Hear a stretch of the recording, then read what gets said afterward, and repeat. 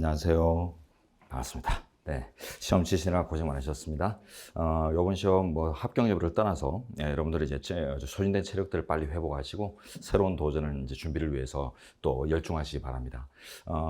이 기출 특강은 이미 뭐 여러분들 시험 치신 분들은 정답이나 이런 것들을 다 확인하셨기 때문에 뭐 특별한 이제 의미가 없을지 모르겠지만은 또 앞으로 또 새로운 시험을 대비하신다거나 처음 이제 이 국가공무원 시험에 이제 도전하시는 이런 분들에게는 지금 이제 어떻게 출제되고 있는지 이런 출제 방향이나 경향을 잘 보여줄 수 있는 길라잡이가 되니까요. 그러니까 요번 이제 기출 특강을 잘 이용해서 길버스로 좀 삼아 주시기 바랍니다. 총 25문제가 출제됐는데 최신 판례 문제가 많이 나왔네요. 최신 판례 문제는 우리가 또 충분히 연습을 한 것들이 많아서 여러분들이 이제 속어법이나 뭐 추정법 이런 것들을 잘 적용하면은 전체적으로 이제 어려워 보여도 답을 책정할 가능성들이 아주 커집니다. 여러분 이제 제가 이제 강의 때도 많이 강조하지만은 지문을 다 알고서 풀 수 있는 경우는 드뭅니다. 왜냐하면 우리가 이제 한 해 쏟아지는 판례들이 보면 매달 막 수십 개씩 떨어지는데 그 중에 이제 좀 안 중요한 것들까지 다 쳐가지고 뭐 조합을 하다 보면은 판례 수가 한두 개가 아니죠. 그러다 보니까 엄청난 이제 판례들이 한 해에 쏟아지고 그 판례들이 이제 십수년간 쌓여 있다 보면 몇십 년간 쌓여 있다 보면은 또 엄청난 또 양을 이룰 것입니다. 그러다 보니 관련 판례들을 이제 다 이제 여러분들이 이제 익숙하게 만들어서 시험에 임하는 것들은 불가능하고요. 그러다 보니까 이제 주로 유형 결정 또는 최신 결정 이런 것들을 중심으로 해서 잘 이제 그 각을 잡아 놓으신 다음에 그다음에 이제 기본 이론 체계들에 대한 이제 탄탄한 지식 체계 이런 것들을 이제 여러분들이 조합을 해서 활용을 해서 시험에 임하시는 거죠. 자, 그러다 보니까 이제 모르는 지문들이 중간중간 총 4문제 안에 1개 또는 2개 이렇게 끼어들 수가 있는데 그런 것들은 이제 겁내지 마시고 여러분들이 이제 소거하고 추정하는 이런 이제 어떤 방법론들을 잘 동원하시면 또 의외로 쉽게 정답을 체크할 수 있어요. 소거법이라는 거는 이제 지워내면서 그 정답에 가까워지는 이런 방법론이죠. 소거라는 말이 이제 지운다는 뜻 아닙니까? 그러다 보니까 이건 아닌 것 같고 저건 또 아닌 것 같고 이렇게 지워내다 보면 답에 이제 근접해질 수 있거든요. 거기다가 이제 또 추정법이라는 거 이런 것들은 주로 우리가 유형 결정 같은 것들은 아주 뭐 옛날 판례나 최신 판례나 구분 없이 위헌 결정들은 최대한 알고 가려고 노력하거든요. 위헌 결정이 내려지기까지는 큰 진통들이 있죠, 그죠? 그래서 어떤 존재하고 합헌으로 추정되던 제도가 이제 위헌으로 선고될라 치면은 아주 이제 정밀한 논리 이런 것들이 가미가 되기 때문에 또 출제하기 좋은 어떤 자원들이 될 뿐만 아니라 그래서 이제 위헌 결정에는 이제 집중하게 되어 있습니다. 그런데 우리는 위헌 결정은 거의 빠짐없이 준비를 하고 이제 들어가기 때문에 그래서 이제 그렇게 준비를 하고 들어왔는데도 모르는 판례 지문이 나왔다 하면 이거는 위헌은 아닐 것이다. 이런 이제 추정들이 가능할 수 있어요. 위헌 결정 중심으로 열심히 공부하는 걸 조건으로. 그래서 이제 그런 추정을 전제로 해서 이제 소거를 하다 보면 답에 근접할 수 있는 이런 이제 그 기회들이 생겨나니까 그런 것들을 이제 잘 이용하셔서 차분하게 푸시면은 꽤 많은 문제들이 어렵지 않게 풀릴 수 있습니다. 자, 이번 문제가 이제 그랬는지 아닌지 확인해 보도록 하죠. 자, 이제 바로 진행해 보겠습니다, 여러분. 자, 1번. 재외국민을 보호할 국가의 의무에 관한 설명인데요. 재외국민 보호 조항에 관해서는 이제 판례가 우리 국민들이 외국에서 지내는 동안, 즉 거주국에서 지내는 동안 불편함이 없도록 베푸는 각종 법률적, 외교적 지원을 말한다. 그래서 거주국에서의 편익을 보호하는 것이다. 이렇게 법익을 밝혀놓고 있거든요. 그게 이제 이론적 체계고요. 그게 이제 2번에 나왔죠. 2번의 내용이 이제 각종 외교적, 법률적 지원 이런 것들을 뜻하는 것이다. 해서 아주 기초가 되는 이제 이론 체계고 이론 판례입니다. 이제 그 외의 것들은 이제 그 사례 케이스 판례들이네요. 자, 1번 볼까요? 이게 이제 답인데요. 틀린 것. 자, 2021학년도 대학 입학 전형 기본사항 중에서 재외국민 특별전형 지원 자격 가운데 학생의 부모의 해외 체류 요건 부분으로 인해서 지원 예정자의 학부모인 청구인은 직접적인 법률상 불이익을 입게 되므로 기본권 침해의 자기 관련성이 인정된다. 인정되지 않았기 때문에 이제 틀린 건데요. 자, 요 사례는 지금 이제 헌법소원의 적법 요건인 자기 관련성을 묻고 있죠. 그래서 이제 헌법재판론인데요. 학부모요. 학부모는 이제 자기 관련성이 없다라고 했습니다. 왜냐하면 대학 입학 전형 이런 것들은 이제 학생의 이제 입학 여부와 당락 여부와 직결되는 이런 이제 이해사항들을 담고 있지. 학부모들은 내 아이가 원하는 학교에 갈 수 있느냐 마느냐 이런 것들 때문에 뭐 공부시키는 데 드는 비용이나 좀 뭐 마음속으로 그죠 안타까운 이런 사실상 경제상 불이익 같은 것들은 예정할 수 있지만 법이 직접 부여한 직접적인 불이익 이런 것들이 이제 당사는 아니거든요. 그래서 이제 직접적인 법률상 불이익 요게 이제 자기 관련성 개념입니다. 그래서 법에 의해 직접 주어진 불이익인가 요걸 따져야 돼요. 그래서 법에 의해 대한민국 법제서에 의해 직접 부여되고 있는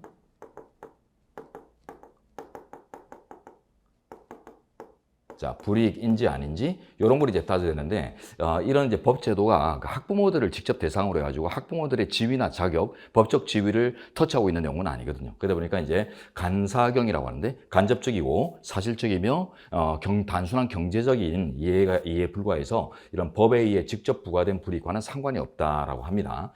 요 사례는 이제 왜 문제됐냐면 예전하고 좀 다르게 이제 해외 체제하는 이런 이제 학생들 같은 경우는 아무래도 이제 우리 국내 제도권 교육을 제대로 못 받았을 가능성, 아버지가 뭐 해외 뭐 영사라든가 해외 이제 회사 때문에 문제 때문에 해외에 나갔다거나 이랬을 때 이제 가족들이 동반할 가능성이 크잖아요, 그죠? 그러다 보니까 이제 우리 제도권 교육의 이제 그 이행 과정들을 다 이제 제대로 거쳤다라고 이제 보기 힘들기 때문에 약간의 이제 특별 전형으로 빼가지고 좀 약간의 특혜를 주는 겁니다. 자, 근데 요게 이제 요건이 좀 엄격해지거든요. 그래서 예전에는 이제 해외 체제하는 한 아이면은 특혜를 주다가 또 문제가 이제 있고 막 이러다 보니까 학부모하고 학생이 이제 같이 함께 해외에서 체제한 경우만 이런 특별 전형에 이제 자격을 주겠다. 이러다 보니까 학생만 보내고 학부모 중에 일부가 안 가거나 뭐 그래서 다 같이 동반하지 않은 이런 이제 자녀들이 이제 문제가 되는 거죠. 그래서 위헌적이었지만은 일단 결론은 합헌 나왔습니다. 왜냐하면 그 대체 수단들이 또 있었어요. 예, 그렇지 못한 학생들은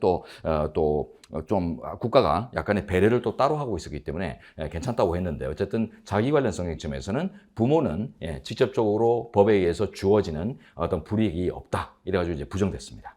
자, 그리고 이제 3번 가보면은 이것도 이제 판례가 병역면제 제도 문제인데 예전에는 우리 이제 재외국민으로서 외국에 이제 주로 거주지를 갖고 있는 이런 사람들이 대한민국의 실정이나 이런 것들을 전혀 모르는 상태에서 군복무에 임하고 이러는 것들이 좀 불편할 수 있다 해가지고 약간 이제 연장을 해줬거든요. 병역 그 면제 연령을. 네, 그런데 그걸 이제 또 조금 엄격하게 타이트하게 바꿉니다. 그러다 보니까 이제 문제된 건데, 국내에서 이제 3년 이상 체류하는, 요런 이제 관계가 확인되면은, 그때는 이제 병역 연기 이런 것들이 이제 더 이상 안 되고, 대한민국 국민들처럼 이제 군대 갈 나이에 가야 되는, 보통 한 28세, 29세 때까지만 이제 병역 연기가 되거든요. 예, 그러다 보니까, 그런 이제, 왜 예전에 이제 그 어떤 이제 혜택을 이제는 이제 엄격하게 좀 전환을 하는데, 다만 이제 그 출생 시점 이런 거 가지고 이제 기준을 잡았어요. 그래서 94년 1월 1일 이전 이제 출생한 사람들한테만 이제 적용을 그 혜택을 부여하고 뭐 이래가지고 이제 그 출생 일자에 따라서 좀 차이가 나니까 그래서 이제 평등권 침해나 이런 것들을 이제 문제 삼았는데 일단 요거는 해설을 조금 이제 보셔야 되는데 뭐 사건 내용이 그렇게 중요하지는 않습니다. 그래서 내용 자체가 출제될 가능성 별로 없는데 자 보십시오. 재외국민 2세들 대한민국 실정도 전혀 모르고 막 이런 사람들 병역 연기 이런 것들을 이제 좀 두텁게 인정한 건데요. 자, 18세부터 재외국민 2세 지위를 취득하더라도 그 즉시 병역 업무가 면제되는 제도는 병역 업무를 면제시키는 제도는 아니고 좀 이제 연기시켜주는 거예요. 그래서 이제 38세에 이르기까지 병역 의무의 이행이 연기될 뿐이다. 예, 보통 이제 병역 면제 연령이 이제 36세거든요. 우리 대한민국은 36세인데 이들은 한 2년 정도 좀 더 늦춰주는 거네요. 그죠? 자, 예, 그래서 병역 의무 이행이 이제 연기될 뿐이지 군대를 안 가는 게 아니기 때문에 결과적으로 이제 그렇게 큰 차별의 효과를 갖지 않는다라는 걸 보여주고 있고 자, 그리고 또 내려가시면은 국내에 3년을 초과해서 체제한 경우에 사실상 생활의 근거지가 대한민국에 있다고 볼 수 있으므로 더 이상 특례를 인정해야 될 필요가 없다는 점을 고려한 결과다. 이게 이제 포인트입니다. 이 판례에서는 이제 국내에 3년을 초과해서 체제한 이런 사람들은 재외국민 2세라 하더라도 이제 특혜를 못 받는 거예요. 그래서 일반 국민들처럼 36세까지만 연기가 되고 36세부터 이제 면제가 되는 그런 이제 효과들을 그대로 적용하려고 하는 건데 국내에 3년 이상을 뭐 초과해서 체류를 했다. 이런 결국 이제 내국인하고 똑같은 어떤 사회 실질을 갖고 있다는 거죠. 사회생활의 실질을 갖고 있기 때문에 내국인하고 이렇게 구분해서 특혜를 부여하는 것들이 또 논란이 돼가지고 그래가지고 이제 엄격하게 바꾼 거예요. 그래서 더 이상 특례를 인정해야 될 필요가 없다는 점에서 뭐 다 마찬가지다. 이래가지고 이제 취지만 좀 아시면 되고요. 그래서 국내에 3년 이상 초과해서 체류하고 국내 실정에 이제 익숙해지고 적응을 한 이런 이제 그 재외국민 2세들은 특혜를 이제 인정하지 않고 일반 내국인처럼 취급하는 것들은 충분히 합리적이다. 이렇게 봐서 이제 합헌 나왔다는 것만 기억하시면 되거든요. 사실관계가 좀 복잡합니다만 어쨌든 출제될 가능성이 거의 없는 판례라고 생각했는데 다른 시험에서는 한 번도 다룬 적이 없어요. 예, 그래서 이제 결론만 간단하게 청구인들의 평등권을 침해하지 아니한다만 체크하시면 되는데, 자, 요걸 이제 추정으로 한번 볼까요? 보통 이제 준비하는 판례가 아니기 때문에 합헌 결정 중에서도 또 중요한 논리가 있으면 또 준비합니다만, 예, 그렇게 중요한 논리가 들어가 있는 것도 아니고 해서 별로 미루는 판례들인데, 근데 출제가 됐죠. 그러면 이제 추정하셔야 돼요. 그래서 내가 열심히 공부한 판례들은 주로 위헌 결정이고, 그러면 위헌은 아닐 거다. 이렇게 추정하시면 풀리고요. 그 다음에 이제 그래도 조금 더 논리로 하자면, 이게 이제 병역제도잖아요. 그죠? 예, 병역제도 관련된 문제가 딱 나오면은, 병역제도 관련해서는 입법 형성권이 아주 큽니다. 대해서는 이제 광범한 입법 형성권. 이런 것들이 이제 보장되기 때문에, 나라의 병역제도, 국방과 직결되기 때문에 엄청난 형성권이 있겠죠. 그러다 보니까 형성권의 현저히 자의적인 일탈이다, 이렇게 볼 수 있는 경우들이 거의 드러나기 힘들어요. 그래서 이 병역 면제제도나 각종 연기제도나 이런 이제 여러 가지 제도는 대부분 이제 합헌을 추정하면 대부분 다 떨어집니다. 자, 4번으로 가보죠. 주민등록이 되어 있지 않고 국내 거주신고도 하지 않은 재외국민이라도 추상적 위험이나 선거기술상의 이유로만으로 국민투표권을 박탈할 수는 없다. 요것만 이제 포인트는 잡으시면 되는데, 자, 추상적인 위험이나 추상적인 선거기술상의 이유, 요 추상적이라는 뜻이에요. 요것만으로는 당연히 박탈할 수 없겠죠. 왜냐하면 보다 구체적이고 명백하고 특별한 요런 어떤 기술상의 이유나 위험, 이런 것들 때문에 이제 배제할 수 있을 뿐이다라는 뜻인데요. 너무 당연한 게 뭐 국내에 주민등록이 되어 있지 않은 상태라 하더라도 그러더라도 이제 재외 국민이면 우리나라 국민이잖아요. 예, 우리 국적자이기 때문에. 그래서 국민으로서 가질 수 있는 참정권, 이런 것들을 아주 특별하고 각별한 어떤 위험이나 기술상의 이유가 없으면은 함부로 배제할 수가 없는 거예요. 그래서 나라의 주인이기 때문에. 그래서 이제 그걸 강조하는 표현입니다. 자, 이제 다음으로 들어가 볼게요. 네, 2번 보시죠. 국제법 존중주의에 대한 설명입니다. 국제평화국가, 평화국가 원리, 이제 이런 내용들인데요. 자, 이것도 이제 4번이 옳은 답이고, 나머지는 이제 틀린 거네요. 자, 1번. 국제법 존중주의는 국제법과 국내법의 동등한 효력을 인정한다는 취지인 바, 유엔 규약 위원회, 이런 위원회 각종의 이제 인권 규약을 실천하기 위해서 자유권 규약위원회, 사회권 규약위원회, 이런 위원회들이 있는데요. 그 위원회가 유엔 기구죠. 국가보안법의 폐지나 개정을 계속 권고하고 있습니다. 그렇더라 하더라도 지금 우리나라 국가보안법은 폐지가 안 되고 있죠. 이 현실을 역으로 딱 대입해봐도 결론에 가까울 수 있는데요. 자, 국가보안법의 폐지나 개정을 유엔의 어떤 인권보호 이제 유엔의 위원회가 권고를 했습니다. 자, 그랬을 뿐이지 이게 지금 어떤 국제인권 규약의 내용을 지금 들거나 그런 건 아니거든요. 그래서 국가보안법 중 천연고무죄 이런 것들이 주로 문제가 많이 되는데, 국제법 존중주의에 위반된다라고 볼 수 없습니다. 자, 왜냐면 보세요. 국제법 존중주의, 우리 헌법에 이제 가면은 6조 이런 데 가면 이제 명시가 되어 있는데요. 국제법 존중주의는 만약에 말 그대로 이제 국제법과 국내법의 동등한 효력을 인정하는, 자, 이게 6조 1항에 있는 조항입니다. 헌법에 의해 체결 공포된 조약과 일반적으로 승인된 국제법규는 국내법과 같은 효력을 가진다라고 명시가 되어 있는데요. 자, 이 국제법과 국내법의 동등한 효력을 인정하려는 취지거든요. 그럼 이제 보십시오. 국제법규. 국제 이제 법규범이 국내 법규범처럼 이제 어떤 효력을 가질 수 있는 이런 계기를 인정함으로써 국제법, 국제사회의 질서를 이제 존중하려는 취지가 헌법 조항인데, 그러면 이 위원회는 법규가 아니죠.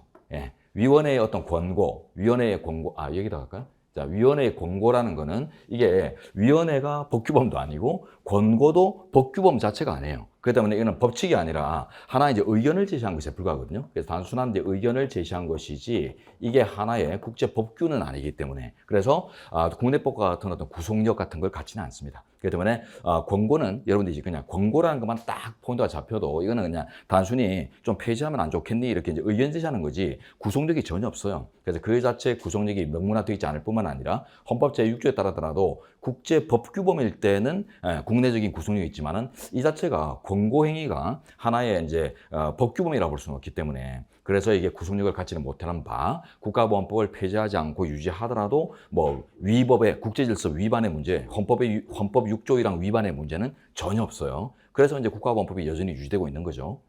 자, 그다음에 2번 내려가시면은 요거는 이제 국제노동기구가 또 들어왔지만은 그거보다는 자, 요 바로 세 줄로 갑니다. 노조 전인자 급여 금지 조항, 그리고 근로시간 면제제도 이런 것들을 이제 관철하려는 이런 규제 조항들인데요. 그 노조 전임자 급여 금지, 근로시간 면제제도, 뭐, 이 정도까지만 볼까요?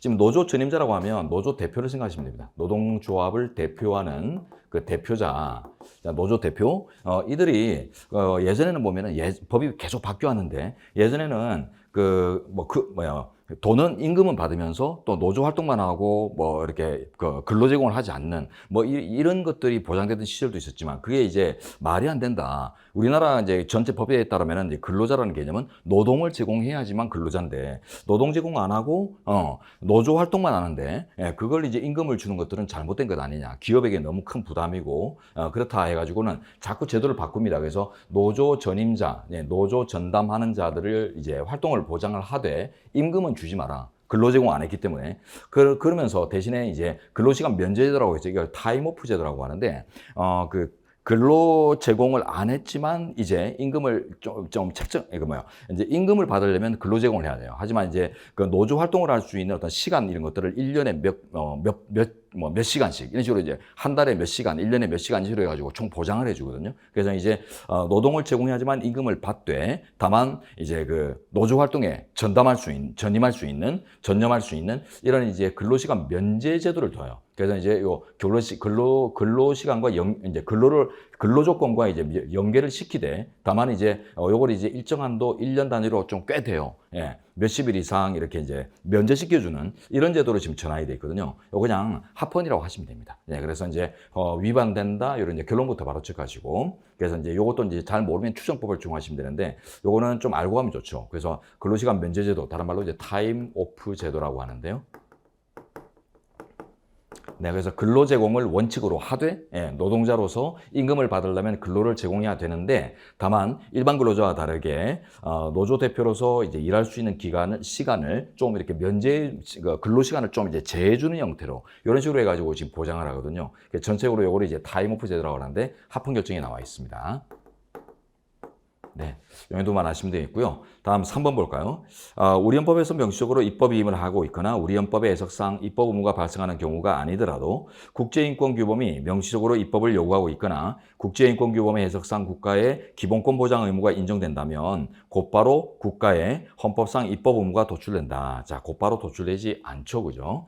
자, 우리 헌법에서 명시적으로, 헌법에서 명시적으로 규정을 두거나 아니면 우리 헌법의 이제 헌법의 해석상 어떤 자기 의무, 입법 의무 이런 것들이 도출되지 않는 이상에는 이게 이제 그 입법 부작위로서 위헌의 문제 같은 것들을 문제 삼을 수 없다. 그 헌법재판으로 가면 이제 입법 부작위 문제 삼을 때 항상 이제 자기 의무로서 헌법에서 유래하는 입법 의무를 따지잖아요. 그거에 해당하는 부분인데, 자 그래서 이제 국제인권규범이 명시적으로 입법을 요구하고 있다. 이게 이제 포인트인데 국제인권규범은 아까 이제 일본에서 봤던 내용하고 이제 연결되거든요. 헌법 제6조 1항에 따르면 국제법은 헌법에 의해 체결 공포된 조약이나 일반적으로 승인된 국제규범은 국내법과 같은 효력을 가진다라고 되어 있거든요. 그러다 보니까 이제 국제인권규범으로서 이제 정식으로 이제 취급받는 뭐 조약이거나 일반적으로 승인된 국제법 규구나 이런 이제 그 규범이라면 그러면 이제 우리나라 법의 구속력을 인정받을 수 있어요. 우리나라 법 같은 이제 구속력을 인정받는데,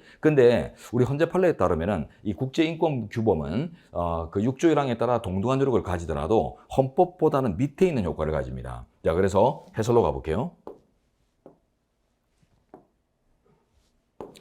자, 국제인권규범은 국내법 체계상에서 법률적 효력을 가질 뿐이므로 법률적 효력, 이게 포인트죠. 우리 헌법에서 명시적으로 위임을 하거나 헌법의 해석상 도출되는 입법 의무를 상정할 수 없다. 이게 결론입니다. 그래서 헌법에서 유래하는 그런 넓은 의미로 헌법에서 유래하는 의무가 아니라 단순한 이제 법률상 의무의 효과밖에 없다. 즉 최고법에서 주어지는 국가의 의무가 아니라 하위법인 법률을 통해서 부여되는 것에 불과하기 때문에 헌법에서 유래하는 자기 의무 이런 것들을 상정할 수 없다는 것입니다. 자, 항상 이제 헌법재판의 쟁점이 되는 입법 부작위 문제 이런 것들은 헌법에서 유래하는 자기 의무가 있어야 되거든요. 그게 왜냐하면 헌법재판 자체가 헌법 쟁점을 다루는 재판이잖아요. 그래서 단순한 이제 법률상의 쟁점 이런 걸 다루는 게 아니라 헌법이라고 하는 최고법상의 가치를 다루는 이런 재판이기 때문에 그 쟁점이 헌법에서 유래하는 가치와 관련돼 있어야 돼요. 그런데 아까 우리 헌법 제6조 1항에 따를 때 자 봅니다. 이런 결론은 이제 어떻게 나오냐면 헌법 제6조 1항에서 헌법에 의해 체결 공포된 조약과 일반적으로 승인된 국제법규, 즉 이제 정식으로 체결된 정식으로 성립된 이제 국제 규범은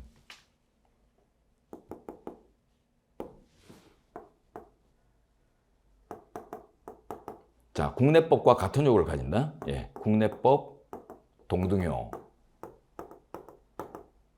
예, 요걸 이제 명시하고 있는데, 자, 이제 요때 이제 국내법이라는 개념 자체가 예, 중립적이거든요. 자, 그래서 국내 법 규범 중에 어느 하나에 든다 이런 이제 의미를 갖고 있지. 이게 헌법인지 법률인지 명령인지 이런 이제 구체적인 내용을 갖고 있지는 않아요. 개방적입니다. 그러다 보니까 그걸 특정해야 되는데, 우리 현재는 국회의 동의를 받는 조약과 같이 이제 법률 제정권자인 국회가 관여하는 조약 같은 경우는 법률적 효력을 인정을 해요. 그렇지만 그 외에 어떤 조약 같은 것들은 우리 헌법에 따라서 이제 73조에 가면은 대통령이 체결 비준권을 가지거든요. 그러다 보니까 대통령 선에서 효력이 발생하는 것에 불과하기 때문에 대통령령의 효력을 가질 뿐이다라고 해서 우리 헌법재판소에 따르면은 결론적으로 법률적 효력을 가지거나 또는 그보다 밑에 있는 이제 대통령령의 효과를 가지는 명령적 효과를 가지는 예, 요 두 가지만 인정이 돼요. 그렇지 헌법적 효과를 가지는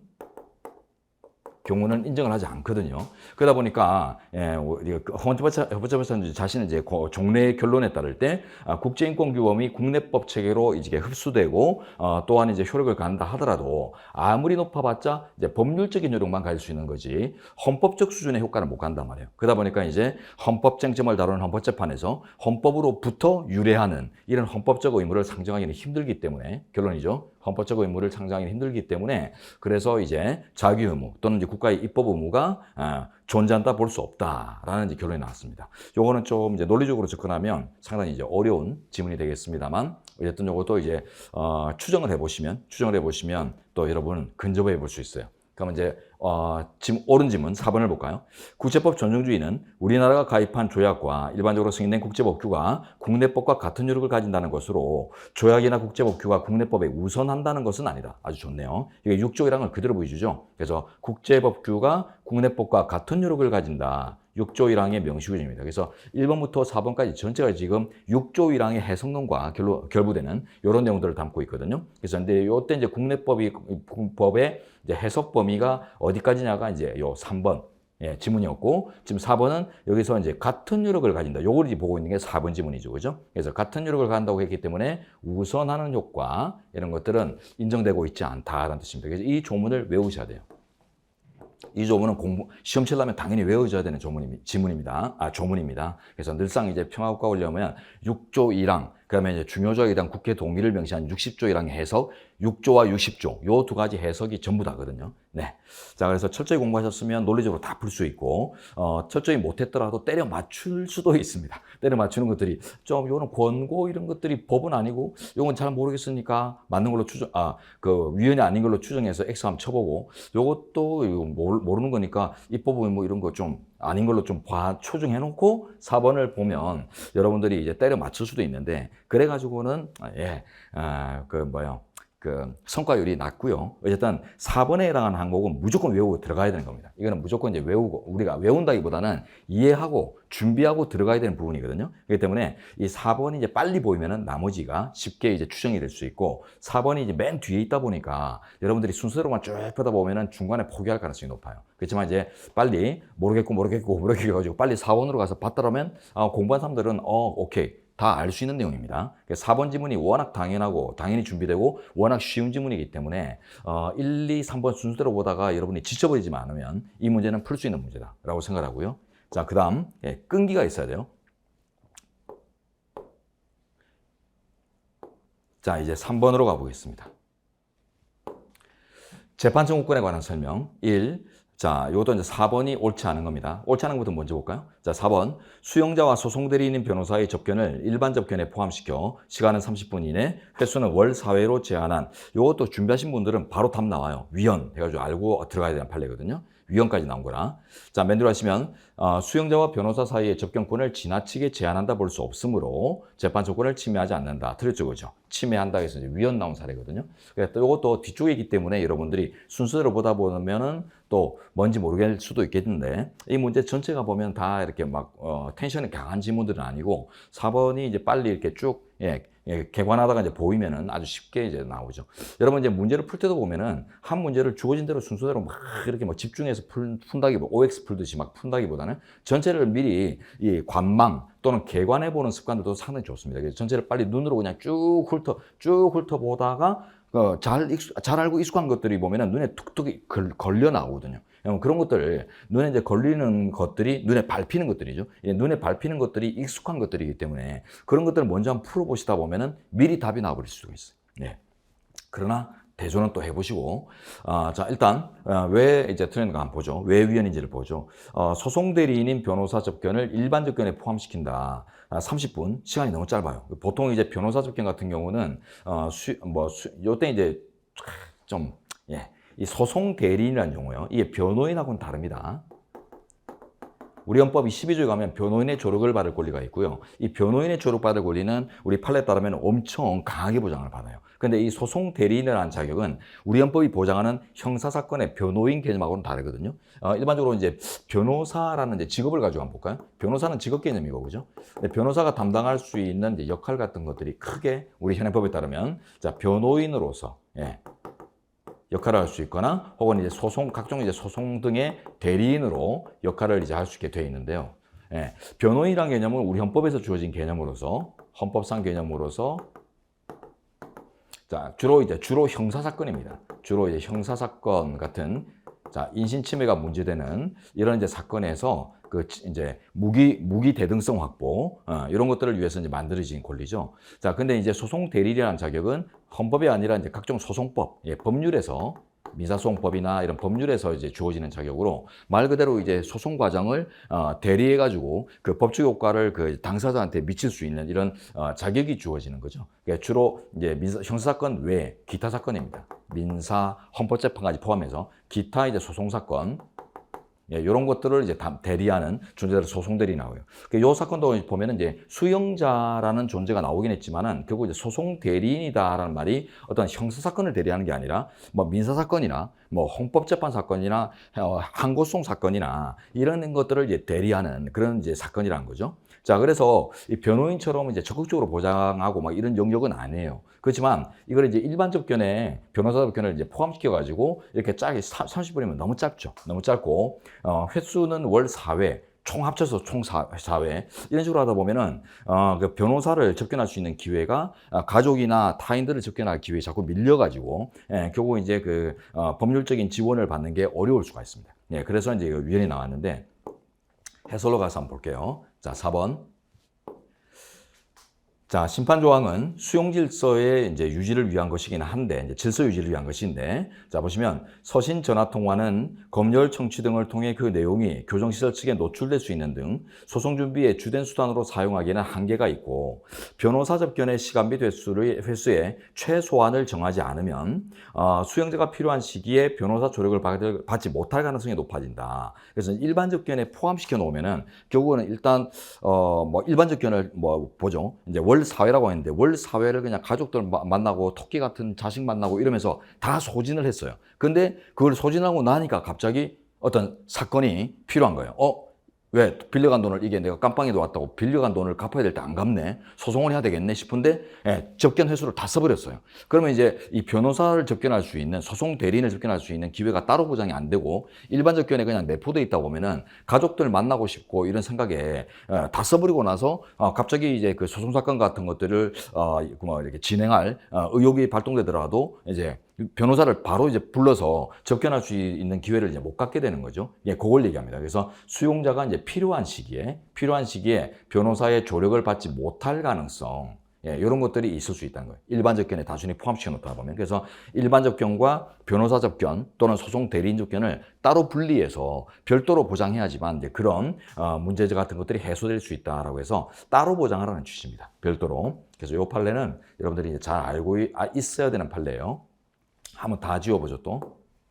자, 그리고 나머지는 이제 좀 특징 있는 것만 보도록 하겠습니다. 자, 1번. 대법원이 법관에 대한 징계처분 취소 청구 소송을 단심으로 재판한다. 자, 법관 징계. 자, 요거 일단 합헌 나왔죠, 그죠? 예, 합헌으로 추정해서 여러분들이 문장을 보시면 문장이 또 예, 충분히 이해가 되는데, 자, 단심으로 하게 된 이유가 이제 합헌. 이유는 뭐냐면 예, 법관이 자신의 어떤 징계 여부 이런 것들이 이제 문제가 되면은 자기가 담당하는 재판정에서 재판의 그 쟁점에 집중하기가 힘들어져요. 마음이 콩밭해가지고 그죠? 예, 그래서 징계에 걸린 법관이 자기가 담당하는 사건에 집중을 못하고 내 운명이 어떻게 될까 이러면서 돈도 많이 들어갔는데 잘리면 어떡하지 이러면서 자꾸 마음이 콩밭해가기 때문에 결국 이제 그 당사들이 소송 당사들의 재판을 받을 그 재판 청구권 같은 것들이 좀 무력화될 수 있는 이런 위험이 있단 말이에요. 그러다 보니까 이걸 신급을 다 3심제 원칙을 다 고수하는 것보다는 결국 신속하게 재판에 복귀시켜주는 것들이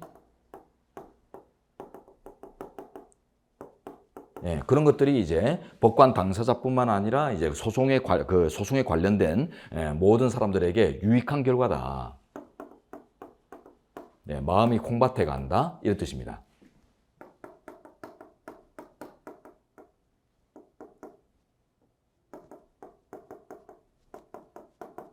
네.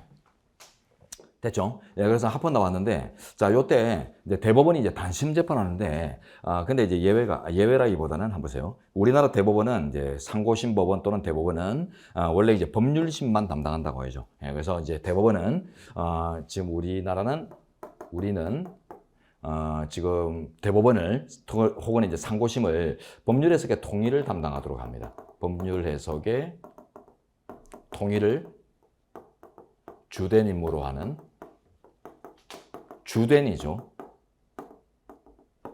자, 상고심 제도 또는 대법원 제도를 두고 있거든요.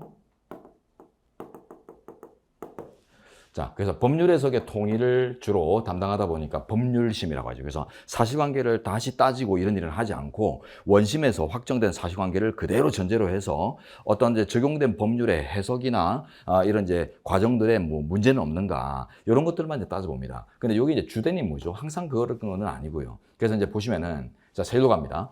대법원이 법관에 대한 징계처분 취소 소송을 단심으로 재판을 할 때는 대법원이 지가 아예 사실 확정, 대법원이 그냥 오로지 원심 없이 단독으로 판단할 때는 사실관계도 자기가 판단해야 되는 거예요. 자, 그럴 경우에는 사실 확정마저도 대법원이 함께 하도록 되어 있습니다. 예, 그게 이제 법률심에 관련해서 이제 주된 임무다. 그래서 이제 법률 해석을 주된 임무로 하지만은 이렇게 특별하게 대법원의 단심으로 이렇게 구성된 경우에는 사실심리, 법률심리를 다 부정해야 되기 때문에 그래서 그때는 대법원도 사실심리를 하거든요. 그렇기 때문에 이 대법원에서 단심으로 한다는 이유만으로 사실심리를 받을 기회를 차단당했다. 이런 이제 효과들이 존재하지 않기 때문에요. 그래서 박탈되었다 볼 수 없다 이런 뜻인데 합헌이란 결론을 알고 있으면 이런 지문들도 좀 유연하게 여러분들이 그런 것 같네 이렇게 이제 책정해 볼 수 있어요.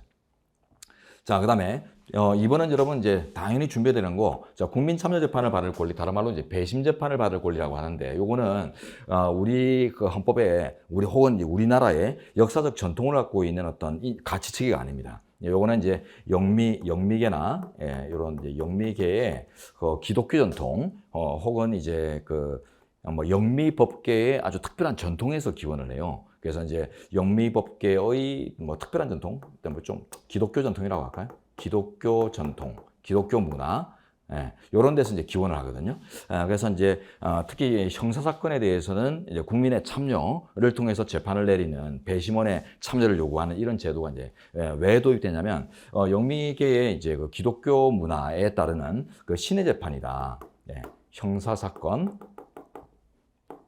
대표적으로 이제 형사재판, 대배심, 소배심, 기소 과정에도, 기소 과정부터 재판 과정까지 전부, 적용이 됩니다. 근데 대표적으로 이제 형사사건 또는 형사재판은 신의 재판이다. 이런 식으로 이제 이해를 하거든요. 왜냐하면 영미계 이제 기독교 전통에 따르면 우리 인간이라는 것이 천부인권 사상이죠. 여호와라고 하는 기독교적 신이 만든 피조물로서 이제 신의 자녀, 신격을 갖고 태어났다 이게 생각하거든요. 그러다 보니까 이제 신의 자녀의 목숨이나 신체를 인신을 이렇게 막 다루는 가혹하게 다루는 절차를 신의 뜻과 상관없이 진행을 하면 이는 신성 모독이다 이렇게 생각한단 말이에요. 그러다 보니까 이제 신의 뜻에 부합하는 인신의 취급을 위해서는 신의 뜻에 따라야만 되는데 직업복관들은 머릿속에 그 신의 뜻이 아닌 지식들이 너무 많이 들어가가지고 오류를 범한 위험이 커요. 그러다 보니까 이제 일반 국민들, 순수한 신의 자녀들 마음속에 신의 뜻이 있을 수 있다 해가지고 일반 국민들을 모셔가지고 재판한단 말이에요. 자, 그러니까 이거는 우리나라가는 뭐 오랜 동안 기독교 전통이 있고 이런 나라는 아니잖아요. 그죠? 그러다 보니까 이 국민참여재판 받을 거리 또는 배심재판 받을 거리는 우리나라의 특수한 전통과는 거리가 있다라고 해서 재판 받을 권리의 보호 범위에 당연히 속하지는 않는다고 봅니다. 자, 됐고요. 그 다음에 이제 사법보좌관제도 요거는 합헌 정도만 외우시면 충분해요. 그래서 이제 원래 종전에 법관이 담당하는 일들이 좀 부수적 업무까지 워낙 많았었거든요. 그래서 그 중에 이제 본질적인 쟁송 업무 말고 뭐 부수적인 뭐 공증이나 뭐 이런 것들처럼 뭐 이제 부수적인 사무들을 일반 공무원들이 법원직 공무원들이 담당하도록 하는 이런 역할 배분인데 합리적으로 봤습니다. 그래서 이것도 이제 합헌 나왔고, 자 이렇게 이제 정리해 보고요. 그다음 자 이제 4번 문제로 가봅니다. 개인정보 자기결정권 이런 것들은 뭐 꼭 나오기로 되어 있는 정도죠. 자, 먼저 요것도 이제 옳은 것이 3번 지문이네요. 먼저 볼까요? 자, 무효인 혼인의 기록상 전체에 하나의 선을 긋고 말소 내용과 사유를 각 해당 사항란에 기재하는 방식의 정정 표시는 자, 정정 표시는 청구인의 인격 주체성을 식별할 수 있게 하는 개인정보에 해당한다. 개인정보. 이와 같은 정보를 보존하는 가족부 처리 지침 조항 중 해당 부분은 청구인의 개인정보 자기결정권을 그래서 제한한다. 요거는 침해 여부의 결론을 묻는 게 아니라 기본권의 제한이라는 관계가 성립되느냐 마느냐 이걸 이제 묻고 있는데 다 옳습니다. 예, 요거는 이제 최신 판례로서 여러분들이 꼭 외우고 들어가야 되는 아주 중요한 판례죠. 자, 요 판례는 내용까지 다 하셔야 되거든요. 자, 들어가서 볼까요? 요거는 이제 왜 문제됐냐 요 안에 나오는데요. 자, 이제 어떤 당사자가 헌법소원의 청구인이 혼인 무효 판결을 받았습니다. 예, 민법에 따르면 이제 혼인 자체가 뭐 혼인의 의사가 없이 혼인이 됐다거나 뭐 여러 가지 이제 사유로 혼인 자체가 이제 어떤 그 성립되기 힘든 그런 이제 조건들을 갖추게 되면 혼인의 이제 무효나 취소 이런 것들을 구할 수 있게 돼 있거든요. 자, 이제 그래서 이제 이 사람이 혼인 무효 판결을 받았습니다. 자, 그래가지고 이제 혼인이 해소됐는데, 근데 이 혼인이 이제 무효 판결을 받으면 이제 기존에 있던 그 가족부 기록이 있을 거 아니에요. 그 기록을 두 가지 방법으로서 이제 재편하게 되는데 어떤 경우는 아예 재작성합니다. 그래서 이제 기존 거를 싹 없애버리고 이제 새로 작성을 하고 어떤 경우는 재작성을 하지 않고 기존 기록에 그 이제 줄을 긋고 이제 그 왜 줄을 긋게 됐는지 이유를 이렇게 기입을 해서 정정을 하는 방식이 있거든요. 그래서 재작성 또는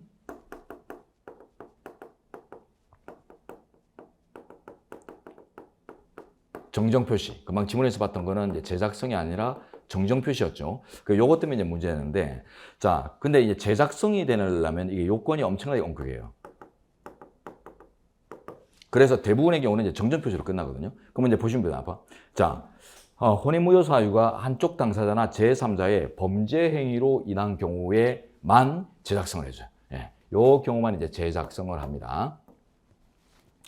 예. 그래서 이제 그로 인한 범죄 행위로 인한 경우에 해당하지 않는 사람에 대해서는 재작성 신청권을 인정하지 않고 이제 정정 표시 신청권, 정정 신청권 요거만 이제 인정되거든요. 그러다 보니까 좀 찜찜하죠. 과거의 어떤 그 혼인 기록 이런 것들이 결과적으로는 이제 선을 그어버렸지만은 남잖아요. 그렇기 때문에 나는 그냥 아무런 기록 없이 깨끗하게 살아가고 싶은데 새로운 사람을 만나는 데 있어서 찝찝하다 이런 것들이 이제 문제이기 때문에 제작성 요건이 너무 엄격한 걸 위헌적이했습니다. 그러나 일단 이제 이게 자신의 어떤 그 가족 관계나 혼인 관계에 관련된 그 자기 인생을 보여주는 정보잖아요, 그죠? 그래서 이제 어떤 당사자를 식별할 수 있는 이런 이제 개인정보에 해당하고요. 그래서 개인정보의 이제 자기결정권의 제한도 존재를 합니다. 제한이 있는데 다만 이제 침해 여부가 문제되는데, 자, 여기 보시면 혼인에 따른 법률 효과는 제3자에 대한 관계에서도 문제될 수 있다. 혼인관계니 가족관계니 이런 신분 지적 지위는 당사자들 사이에서만 이제 중요한 게 아니라 그를 통해서 제3자들과 또 연결되고 다른 어떤 사람하고 또 뭐 새롭게 혼인하고, 그죠? 새롭게 가정이 뭐 이래 뭐 새로운 가정들이 이렇게 막 만들어져 가기도 하고요. 예, 자녀가 다른 식구들하고 결혼을 한다든가 가지고 이렇게 막 연결되고, 또한 이제 뭐 거래 관계나 이런 것들도 혼인 부부 관계를 무시 못 합니다. 그래서 저 사람 보면은 돈 빌려주기 싫은데 그 배우자가 워낙 신용이 두터우니까 그 배우자 보고 돈 빌려준다 했는데 보니까 혼인이 무효가 되고 이제 배우자 관계가 없어졌어요. 이러면은 이게 돈 떼일 가능성이 엄청나게 높아진 거지. 그러니까 이게 여러 가지 이제 거래 관계나 신분법적 법률 관계 이런 것들이 결부가 돼요. 대외적으로. 자, 그리고 이 법률 관계를 안정시키고 명확하게 하기 위해서 공적 증명이 필요한 경우가 있을 수 있으므로 무효인 혼인에 관한 가족부 기록상의 보존은 원칙적으로 필요하다. 자, 공적 증명의 필요성 이런 것들요. 자, 그래서 보존이 원칙적으로 원칙이다. 보존이 원칙이다. 그래서 이제 아예 싸그리 없애버리고 재작성하고 이런 것보다는 기존의 기록을 어느 정도는 그 역사를 볼 수 있는 이런 이제 보존하는 것들이 원칙이라는 거죠. 자, 공적 증명이라는 거는 이제 한마디로 쓰면은, 자, 이거 가족부도 여러 가지 신분 관계나 이런 것들을 이제 보여주는 하나의 이제 공적 장부죠. 예, 그래서 공적 장부의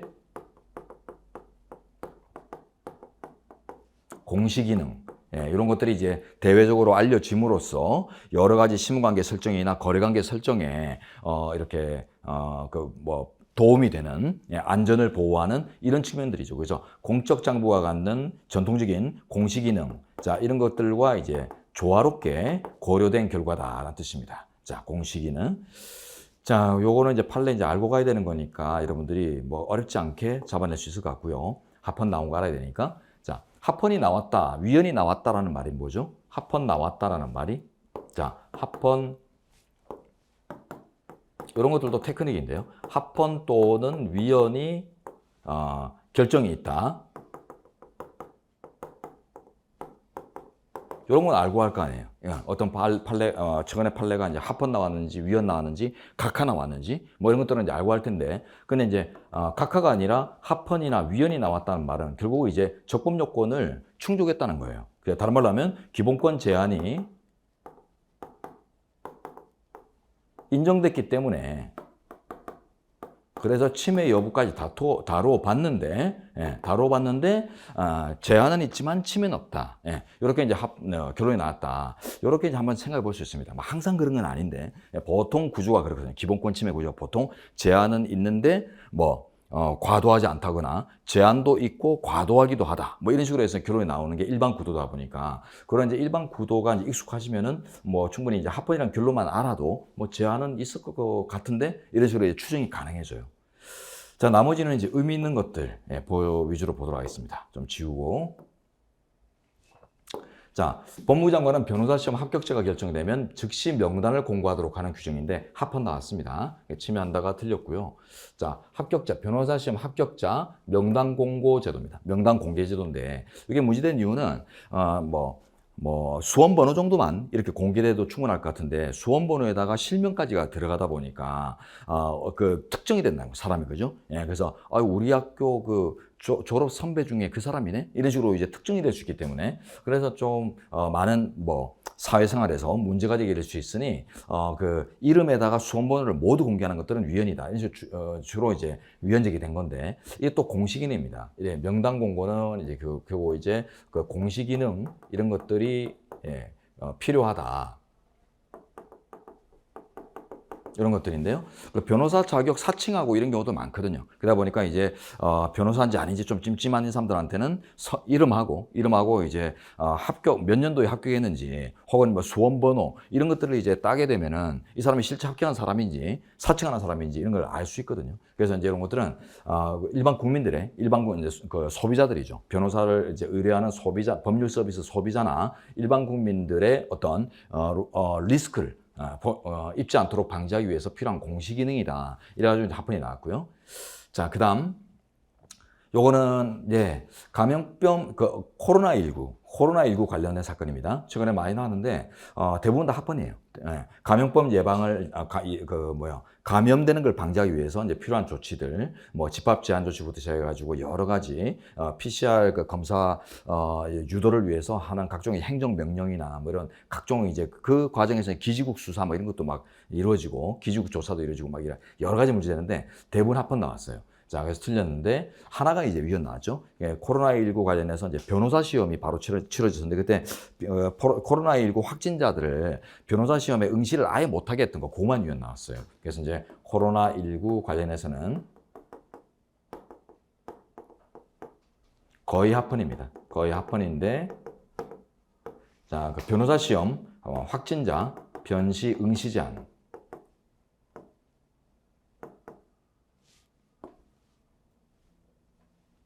변호사 시험 응시를 아예 금지시켰어요. 요게 이제 위헌입니다. 요거 하나 위헌이고. 그래서 다양한 대안들이 있을 수 있잖아요. 그죠? 그래서 확진자들만 모아가지고 별개 시설에서 시험을 치르게 한다든가, 요 무렵에 이루어졌던 그 지방공무원 시험이 있었는데, 그때는 그 시장 등 주체가, 그 시험실 주체가 그 확진자들에 대한 배려를 했어요. 배려를 하는 바람에 그건 또 합헌 나왔는데 이 변호사 시험이 배려를 전혀 안 하는 바람에 아예 금지하는 바람에 위헌 났거든요. 그러니까 여기도 빼고는 워낙 위급한 시기이기 때문에 각종 조치들은 다 필요한 조치들이 될 수 있습니다.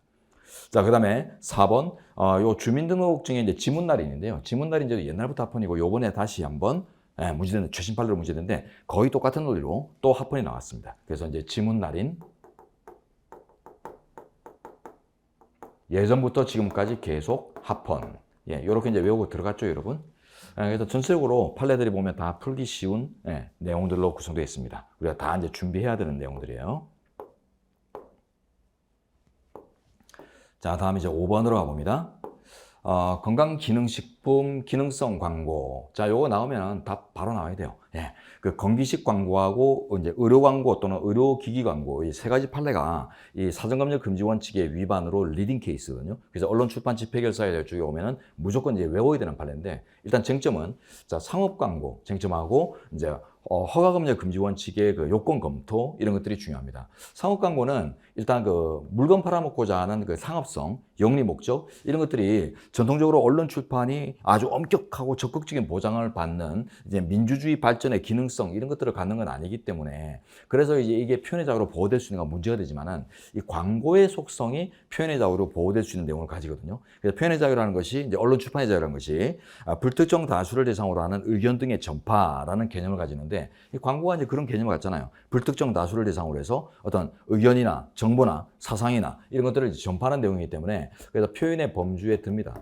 표현 범주에 이제 드는데 자, 다만 이게 전통적으로 표현의 자유가 아주 뭐 더 적극적으로 보장되는 이런 민주주의적 기능성이나 물건 팔아먹는 목적이니까 그죠? 그래서 전통적인 범주에 들지는 않아서 이제 논란이 있는데 우리 헌재는 요걸 이제 절충하는 게 우리 헌재 판례예요. 절충설. 자, 그래서 표현의 범주에 들 수 있는 요소를 가지기 때문에 표현의 자유로 보호가 된다. 다만 전통적으로 적극적인 보장을 받아야 될 어떤 요소들, 기능을 갖고 있지는 않기 때문에 그래서 보호 정도는 약화된다고 해요. 그래서 보호는 되지만 보호 정도가 약화된다. 이게 이제 결론이거든요. 자, 근데 사전검열 금지 원칙이요. 21조라고 가면 있는데 사전검열 금지 대상은 절대설입니다. 자, 사전검열 금지의 효과가 절대설. 요걸 아셔야 되죠. 그래서 적용 범위, 적용 효과 이런 것들이 예외가 없어요. 예외 없이 표현의 자유로 보호될 수 있는 요소를 가지고 있는 행위라면 절대적으로 사전검열 금지 원칙이 예외 없이 적용되기 때문에 그래서 이제 이게 이제 위헌이 나오는 사례거든요. 자, 그래서 요거 틀렸습니다. 아니다라고 해서 표현의 자유로 보호될 수 있는 요소를 가지면 표현의 자유로 보호되거든요. 그러면 사전검열 금지 대상도 같이 되게 돼 있어요. 자, 그 다음에 2번, 이게 이제 옳은 건데요. 의료기기와 관련해 심의를 받지 않거나 심의받은 내용과 다른 내용의 광고를 하는 걸 하고 처벌하는 것은, 자, 맨 뒤에 가시면 21조 요항의 사전검열 금지 원칙에 위반된다. 네, 요거는 리딩 케이스 외우는 거죠. 맞습니다. 예. 그래서 요게 이제 정답이 되고, 지금 여러분이 이제 판례가 총 3가지거든요. 그래서 건기식 광고, 그 다음에 이제 의료 광고 또는 의료기기 광고 사건이 있어요.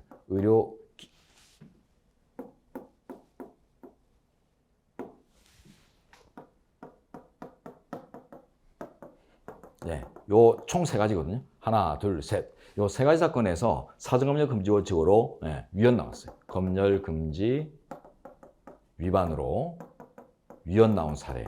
이거는 그 행정권에 의한 표현 내용의 사전 통제라고 하는 이제 검열 개념을 구축할 때 행정권에 의한 심인지 이런 것들을 우리 헌재가 이제 실질설에 따라서 판단하잖아요. 그러면서 이제 그 어떤 제3의 심의기구를 두어가지고 행정기구가 직접 담당하지 않고 뭐 의사협회나 이런 별개의 이제 식품협회나 뭐 이런 걸 두어가지고 이제 운영을 하더라도 그 협회가 독립성이나 자주성을 갖지 못하고 보건복지부 장관 등 국가기관에 예속돼 있고 종속돼 있는 이런 이제 의존적인 게 발견되면은 그런 이제 독립심의기구를 그냥 행정기구로 봐버리거든요. 그래서 그런 이제 실질설 행정권에 의한 표현 내용의 사전 통제에서 그 행정권의 의미를 실질설로 판단하는 그 리딩 케이스가 이 세 건입니다. 그래서 이거는 결론까지 다 외우고 들어가야 되는 내용이라 쉬웠겠네요.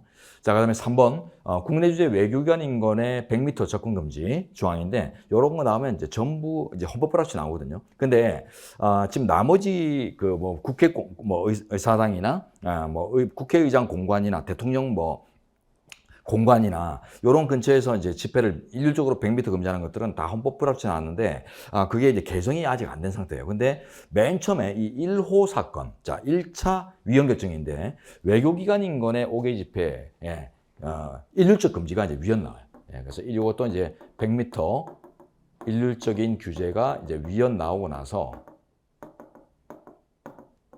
자 원칙적으로 금지하고 예외를 허용하는 방향으로 개정됐어요. 근데 이 개정된 조항이 또 한 번 문제됐거든요. 그게 이제 지문이에요. 자, 그래서 예외를 허용하는 내용으로 개정되는데, 요거는 합헌이 나옵니다. 자, 그래서 국내 주재 외교기관 인간의 기관 인근의 5개 집회 시위를 예외적으로 허용하는 요게 이제 보여야 돼요. 예외적으로 허용하는 내용으로 이제 요것만 유일하게 이제 개정이 됐거든요. 다른 조항들 위헌 나온 것들은 개정이 안 됐는데 요게 이제 1차 결정이고 제일 먼저 있었던 리딩 케이스입니다.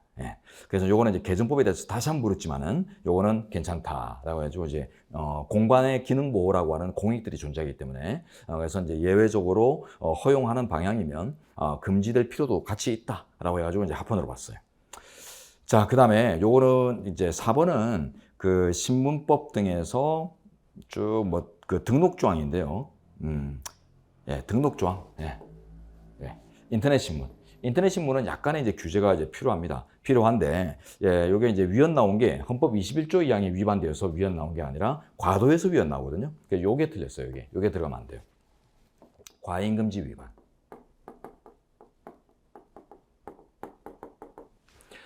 자, 그래서 언론 이제 사전검열 금지 원칙 21조 2항 요거 이제 위반되는 요소들은 전혀 안 갖고 있어요. 안 갖고 있어서 적용이 없고 다만 지나치게 규제했다라는 뜻인데 이게 이제 인터넷 신문에 그 고용 요건이거든요. 고용 요건. 그 상시 채용 인원들을 둬라. 가지고 상시 편집 인력이나 기자나 이런 인력들을 5명 이상 두라라는 규제인데 그게 이제 인터넷 신문이 워낙 가짜 신문 같은 걸 많이 만들어내고 이러다 보니까 이런 이제 이 인터넷 신문은 그 설립 요건들이 아주 이제 완화돼 있거든요. 왜냐하면 이제 오프라인 신문들하고 다르게 종이 신문 이런 거하고 다르게 어떤 설비들이 특별히 필요 없잖아요. 그러다 보니까 이제 온라인 신문이다 보니까 그래서 이제 각종 이제 설비 규제나 이런 것들이 아주 완화돼 있습니다. 그러다 보니까 이제 이게 너도 나도 쉽게 만들어 가지고는 서로 이제 막 경쟁이 장난이 아니에요.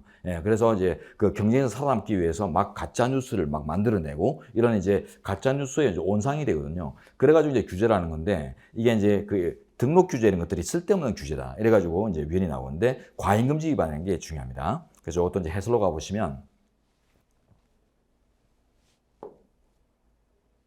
자, 4번 보세요. 이 사건 고용조항 및 확인조항은 자 보세요. 고용조항 및 확인조항 등록조항은 일단 괜찮아요. 등록조항은 이제 사전허가 금지 원칙에 위반되지 않는다. 이렇게 해가지고 벗어났고요. 자, 등록조항. 등록조항들에 담긴 내용들이 보면은 다 이제 그 설비 규제, 인적 규제 이런 것들인데요. 사전허가 금지 원칙의 개념이 우리 헌법 21조에 명시되고 있는 허가 검열 금지 원칙에서 이제 허가나 검열의 이제 요소가 뭐냐 이것부터 아셔야 되죠. 자, 허가나 검열의 이제 개념이 뭐냐면은 자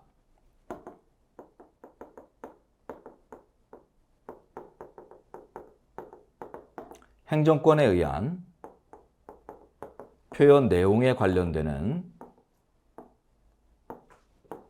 자 사전적이고 억제적인 요소.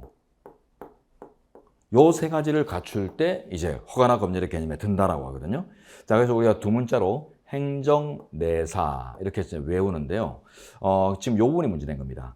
아까 우리 그 의료기기 광고나 이제 건기식 광고나 이런 것들은 행정권의 개념을 이제 실질설로 보는, 그래서 독립심사기구를 운영하더라도 실질적으로 행정권이 장악을 하고 있다면 그거는 편법이다라고 해가지고 검열기구로 봐버리거든요. 예, 그런 이제 실질설이 나오는 리딩 케이스들이고, 지금 보고 있는 4번 지문은 이겁니다. 등록 조항은 아까 그 등록 대상이 지문에도 나왔지만은, 예, 해설에도 있지만은, 뭐 인터넷 신문의 명칭, 발행인과 편집인의 인적사항 이런 거 다 등록하라는 거잖아요. 그래서 어떤 내용의 기사를 취급하는가, 이런 이제 기사 내용이 무엇인가, 이런 것들 때문에 지금 규제당하는 건 아니거든요. 그래서 이제 보도 내용이나 기사 내용에 따라 규제를 받는 게 아니라 그 이제 신문사를 이제 운영하는 어떤 그 기준들, 뭐 기본 이제 설비, 인적 설비, 물적 설비 이런 것들을 이제 공표하도록 하는 이런 내용이기 때문에, 그래서 이 표현 내용과 관련해서는 내용과 전혀 상관없는 규제들, 예, 이런 것들을 조금 여러분들이 인식하셔야 되는데, 예, 그걸 이제 우리 현재 판례가 내용 중립 규제라고 해요. 그래서 표현의 내용과는 전혀 상관없는 이런 중립적인 규제는 이 표현 내용 개념에 들지 않는데, 그 대표적 예들을 좀 아셔야 되죠, 그죠? 주로 이제 그 시간 또는 장소의 특성에 기초한 규제라거나, 혹은 이제 인적, 물적, 설비 규제, 각종 이제 설비 규제, 이런 것들이 대표적으로, 예, 내용 중립적인 규제거든요. 그러다 보니까 이거는 허가 검열 개념 자체가 성립이 안 돼요. 그렇기 때문에 사전허가 금지 원칙의 위반은 인정되지 않고, 다만 이제 고용조항이나 확인조항과 이제 더불어서 이제 결국 이제 전체 내용이 과도한가 이런 것만 이제 따질 수 있는데, 자, 5인 이상 취재 인력을 반드시 이제 고용하라 이런 내용인데, 이게 그 가짜 뉴스를 방지하기 위한 대책으로서는 터무니가 없다. 이래가지고 이제 위헌이 나와요. 예, 그래서 가짜 뉴스 방지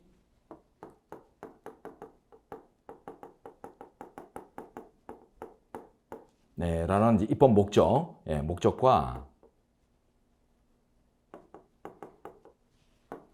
목적과 무관하다고 할까요? 예, 목적과 무관한